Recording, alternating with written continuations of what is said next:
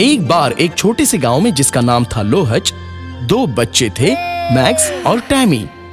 Max और Tammy एक खूबसूरत नीली झील के किनारे एक छोटी सी झोपड़ी में रहते थे। अब हर हफ्ते सोमवार को, जो मार्की शहर में मार्केट डे था, मैक्स और टैमी अपनी शॉपिंग करने जाते।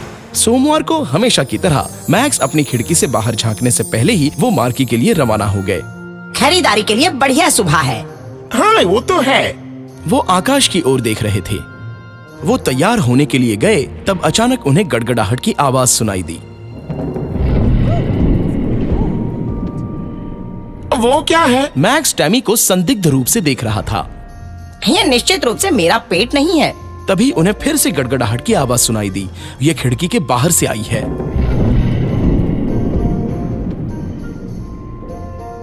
मुझे उम्मीद है कि ये बारिश और हमारी खरीदारी यात्रा को खराब नहीं करेगी। अरे नहीं, मुझे आशा है कि मैं इस यात्रा के लिए उत्सुक नहीं हूँ। चलो, बारिश शुरू होने से पहले जल्दी चलो। मैक्स को खुश करने के लिए टैमी ने कहा। टैमी और मैक्स अपनी छोटी लाल कार में सवार हो गए और जल्दी ही बाजार गए। मार्की शहर बहुत दूर एक पहाड़ी पर बसा हुआ था, इसलिए उन्हें घर लौटने के लिए पूरा दिन लग जाता था। फिर थोड़ी देर बाद वही गड़गड़ाहट की आवाज सुनाई दी।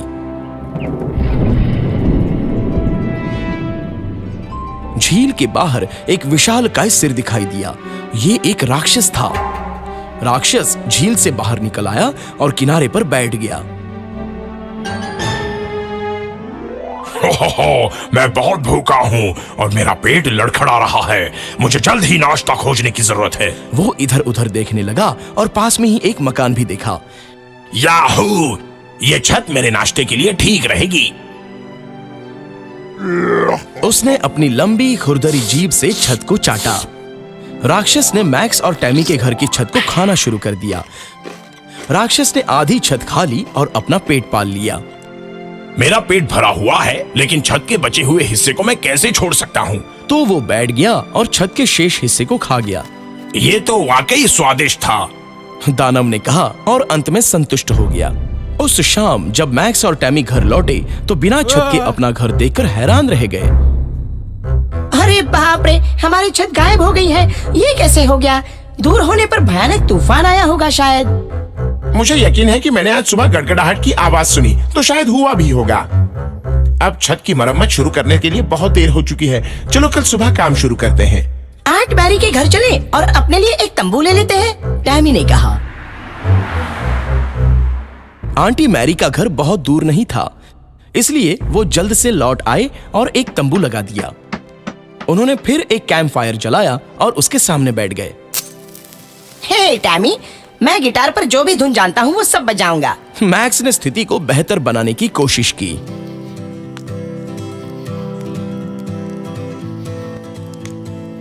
अरे ये बहुत अच्छा लग रहा है।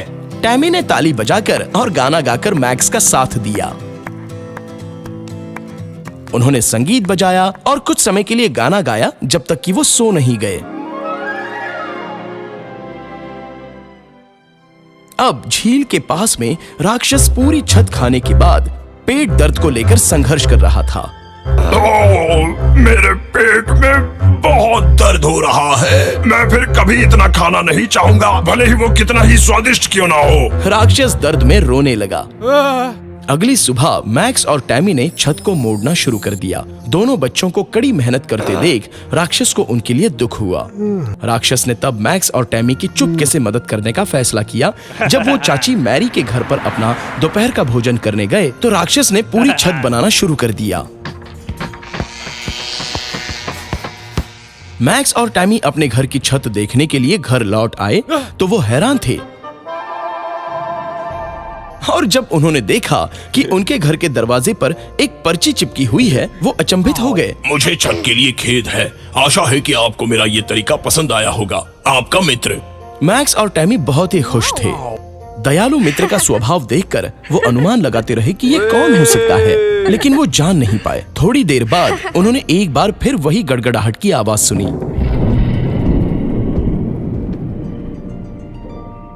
लगता है किसी ने आवाज लगाई। हाँ, आप सही हैं। यह फिर से राक्षस था, लेकिन इस बार वो खुशी से नाच रहा था। ये